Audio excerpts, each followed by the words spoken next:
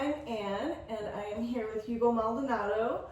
We are going to be talking about some vino today from our very special Old Toll Road Vineyard, which is up at our winery. We have 3 vintages of Cabernet, a 2012, a 2013, and a 2014, so really great vertical. Something that we're pretty excited to taste.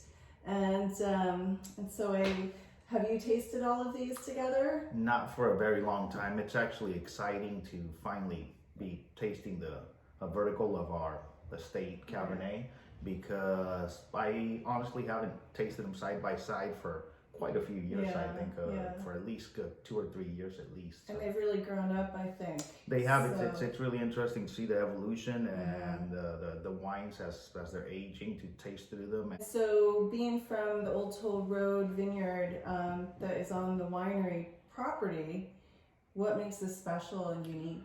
Well, it's a tiny 1-acre vineyard. It sits on a hillside. It's on reddish loam soil. So year after year, we get pretty consistent quality. We get really tiny berries from that vineyard. Very concentrated. Very concentrated, lots of color, lots of structure. So we get all the flavor, all the color, all the aromatics from the skin. Yes. So by having a smaller amount of pulp or water inside that skin, inside that berry, it just becomes a much more concentrated wine. Right. And so the end result is delicious. Delicious. Right? Delicious. So as we taste through these, we are actually going to be offering a 3-pack through our website at a discounted rate. So be sure to look at our website, www.maldonadovineyards.com, and you can do some investigating. But so we're going to start with the 2012. Let's start with the 2012. So see what's happening in this glass. Oh, cheers! Cheers, and Happy New Year too. Happy New Year to everyone. We're off to a good start.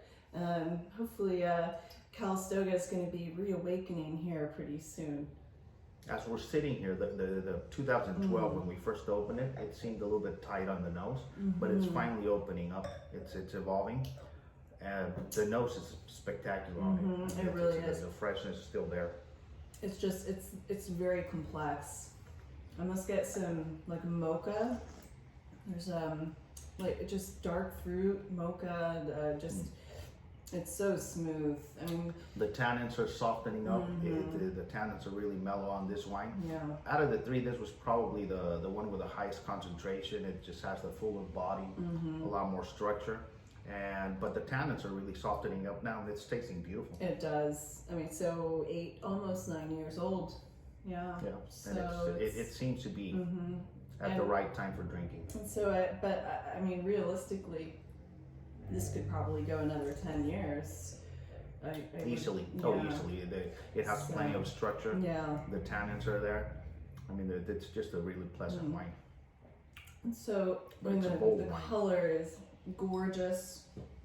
I mean, I don't have any white paper here, but it's always great to hold up a white piece of paper against it. I mean, you can't see through this one. No, this is what I was talking about. The concentration of this vineyard year after year. But I think 2012 was probably the most concentrated of the 3 wines. Yeah. A lot of people ask me, what's your favorite wine? And it's the new vintage year after year. We always shoot to improve everything. Right. Year after year, we try to make better and better wine. So the new vintage is always my favorite wine. The small production that you do keeps it in check, and you can really focus on what you're bottling. And us being farmers, I mean, we focus on growing high quality grapes, and then all the work at the winery is a lot easier. Once you start with high quality grapes, raw resource like the grapes. Our background, we're really farmers. I grew up working in the vineyards with my father. He was a vineyard manager for over 30 years. Eventually, I was lucky enough to go to UC Davis and graduate in winemaking.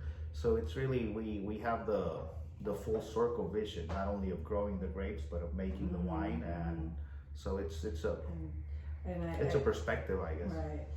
But it really shows through in all of the products here. So anyway, should we get on to let's take the 2013? Yeah, so let's do this. So the 13, honestly, 7 years ago, I don't really remember the growing season, but our summers are pretty consistent. 2012, 2013, Yeah. 2014, 15, and then I can even go to 16, 17. Right. I mean, the temperature, the climate was ideal.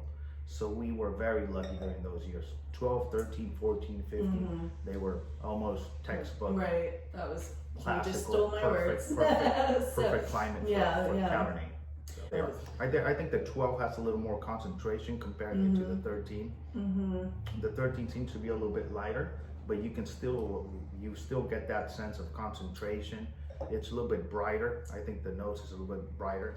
Yes, I do get a little bit more acidity on it, which actually really pairs so well with a lot of different foods too, when you have that acidity in play. And interestingly, I get a little like floral component in there now that it's been open and breathing. So, but another classic cab, a lot of high notes of black cherry and Yeah, a little bit of cedar, a little bit of vanilla in there, and the floral component, it reminds me of lavender. Oh, a little right, bit of lavender. okay, yeah. And I do love lavender. It's really, it's a little bit a little more elegant. Is that the word? I think that's correct. Refined And from the 12. I think it's a little more elegant. I think it's got a little brighter acidity, but it doesn't have the same concentration as the 12 does. The 12 just seems to be a bigger, bolder wine. It does, yeah. The mouthfeel is just a lot more. It definitely is weightier. Should we try the 2014? Ooh. Which this is my favorite of the three, to be honest with you. The nose is just spectacular. It's a massive floral. You get the notes of vanilla. You get the notes of it's very concentrated. Of the cherry, of the I definitely, the vanilla hits me right off. Yep. There's a little bit of smokiness in there from the barrel. I wouldn't say smoke, I guess barrel toast, we'll say. A little bit of blackberry, a little bit of blueberry in there. Yeah, but I love the toast of the oak in this wine. It's amazing how different they really are. This is definitely rich and a little bit toastier. But I think it's got a lot more elegance.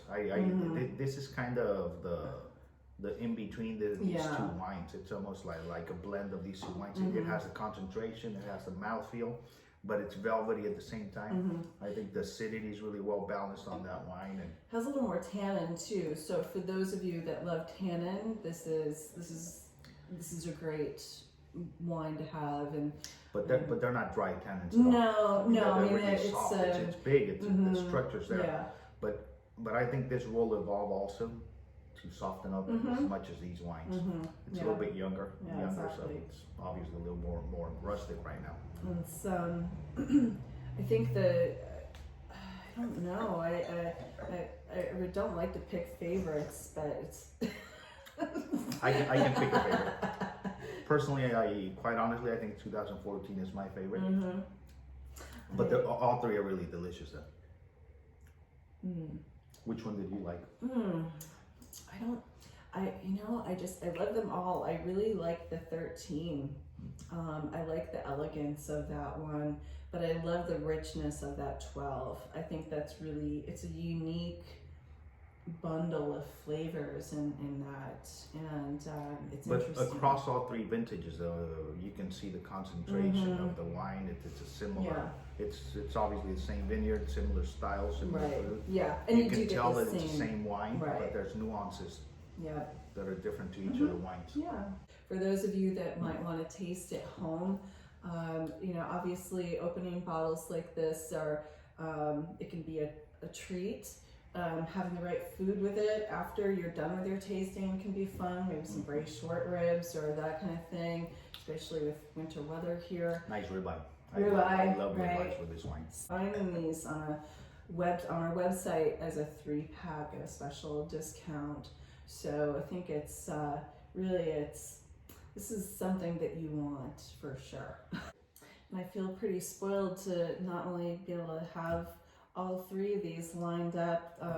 These retail for $125 a bottle, so So this is a splurge right here. But then I get to be with Hugo, the winemaker. and these wines really, they are pride and joy. They are really what we're mostly proud of. So if you right.